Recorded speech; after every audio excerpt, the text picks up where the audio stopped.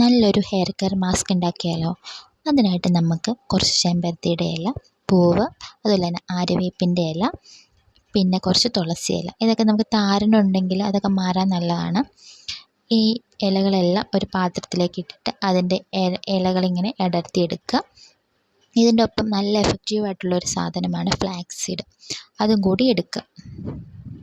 എന്നിട്ട് നമ്മളൊരു പാത്രത്തിൽ കുറച്ച് വെള്ളം വെച്ചിട്ട് ഈ വെള്ളത്തിലോട്ട് നമ്മൾ എടുത്ത് വെച്ചിരിക്കുന്ന ഇലകളെല്ലാം ഇട്ട് കൊടുക്കുക. എന്നിട്ട് ഇത് നന്നായിട്ട് തിളച്ച് വരണം. ഈ തിളച്ച് വരുന്നതിൻ്റെ ഇടയിലേക്ക് നമ്മൾ കുറച്ച് ഉലുവയും കൂടി ഇട്ട് കൊടുക്കണം. ഈ ഉലുവയും ഈ ഇലകളെല്ലാം കൂടി നന്നായിട്ട് തിളപ്പിക്കണം. നന്നായിട്ട് തിളച്ച് വന്നിട്ട് ഈ ഇലകളെല്ലാം ഇങ്ങനെ വാടി വരുമ്പം നമ്മൾ അതിൽ കിടക്കുന്ന ഇലകളെല്ലാം മാറ്റി എടുക്കണം. ആ ഇലകളെല്ലാം മാറ്റി വെള്ളം മാത്രമായിട്ട് എടുക്കണം. അതിനകത്തോട്ടാണ് നമ്മൾ ഈ ഫ്ലാക്സ് സീഡ് ചേർക്കുന്നത്. ഈ ഫ്ലാക്സ് സീഡ് ചേർത്തിട്ട് നന്നായിട്ട് തിളപ്പിക്കണം. നന്നായിട്ട് തിളച്ച് വരുമ്പോഴത്തേക്കും അതിങ്ങനെ ജെൽ കണക്കിനാവും.